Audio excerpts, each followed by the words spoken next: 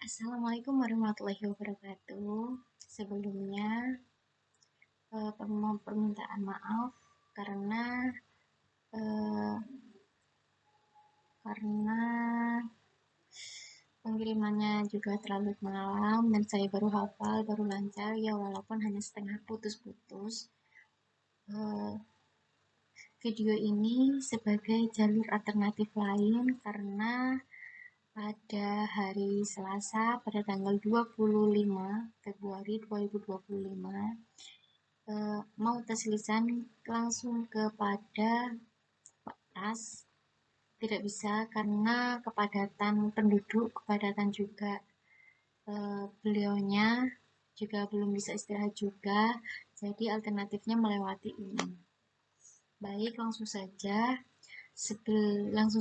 ke 3 soal. Saya mengambil 3 soal dengan soal 2 genap dan 1 soal ganjil. Sebelumnya saya telah mengetek video sebagai kamera CCTV atau sebagai penguat bahwasannya saya menghafal sendirinya tanpa bantuan apapun. Jadi kameranya saya taruh di sebelah sini.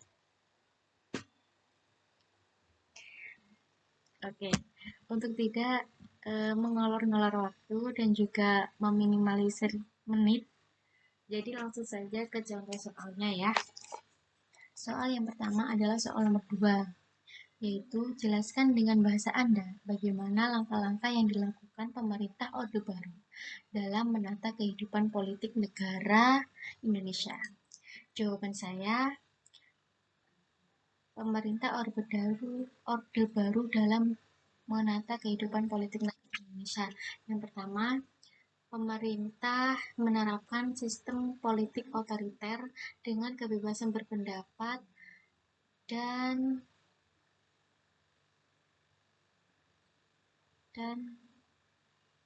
mengoreksi data.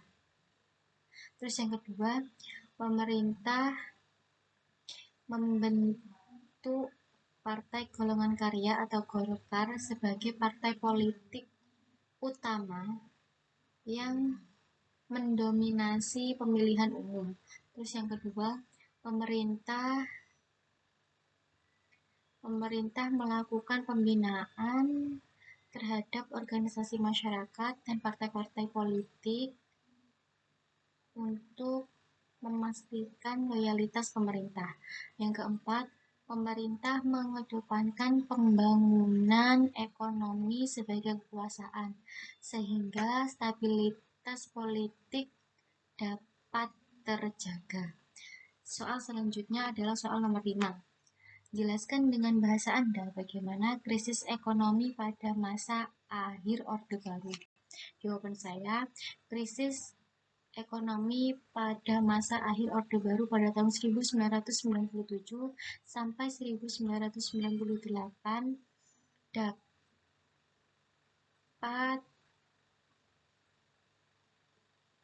disebabkan oleh ketergantungan ekspor, korupsi, utang luar negeri, dan kerusuhan sosial. Dampak yang ditimbulkan meliputi kemiskinan, pengangguran, dan kerusuhan sosial. Namun, krisis ini juga dapat memicu reformasi ekonomi dan politik yang me, yang me, yang me, me, yang me, memulai perekonomian Indonesia. Terus soal yang terakhir adalah jelaskan dengan bahasa Anda bagaimana krisis politik pada masa Orde Baru. Politik pada masa Orde Baru pada tahun 1997 sampai 1998 terjadi berbagai faktor, termasuk sterilisasi kekuasaan, korupsi, ketimpangan sosial, dan tekanan terhadap kebebasan berpendapat. Berikut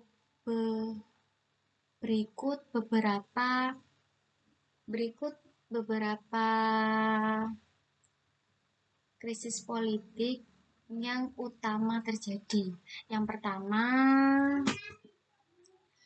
pertama, kameranya tetap stay ya guys ya. Itu sudah tanda merah karena penyimpanannya sudah penuh. Oke, lanjut ke soalnya, ke jawabannya. Krisis politik pada masa Orde Baru pada tahun 1997 sampai 1998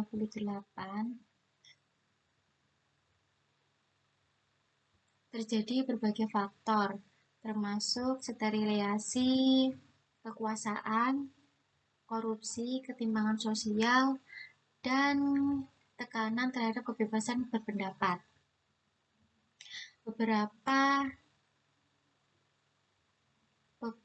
Berikut beberapa krisis politik yang utama terjadi, mencakup yang pertama, antarianisme dan sterilisasi kekuasaan. Mencakup yang pertama, pemerintah Soeharto terpusat dengan militer ABRI yang berperan besar dalam politik melalui konsep dui fungsi.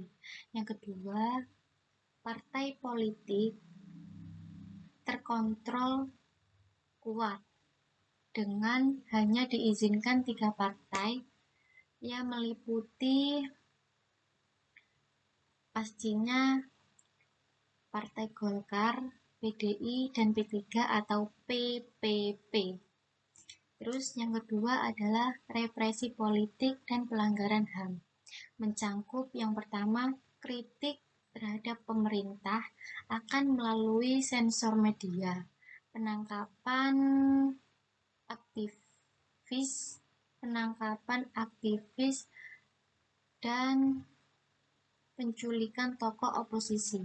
Yang kedua, seperti pada kasus Petrus dan penangkapan aktivis pada tahun 1997 sampai 1998 menunjukkan represi politik yang kuat. Terus yang ketiga adalah krisis moneter dan jatuhnya Soeharto. Mencakup yang pertama, krisis ekonomi melanda Asia, mata uang rupiah anjlok, inflasi tinggi, dan gelombang politik. Yang kedua, demonstrasi mahasiswa nuntut reformasi politik dan pengunduran diri Soeharto. Terus yang ketiga, tragedi Trisakti dan kericuhan Mei 1998 membuat situasi buruk dan memaksa Soeharto lengser pada 21 Mei 1998.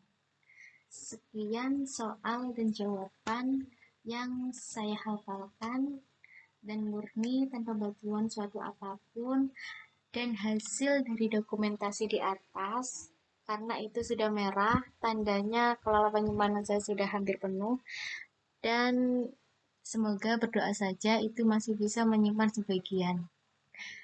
Kurang lebihnya mohon maaf. Apabila ada problem maupun ada informasi lebih lanjut, saya siap untuk menerimanya. Saya siap untuk mengulanginya lagi dengan harapan semoga jawaban saya sesuai dengan harapan yang Pak Pras inginkan dan sesuai dengan apa yang telah terjadi.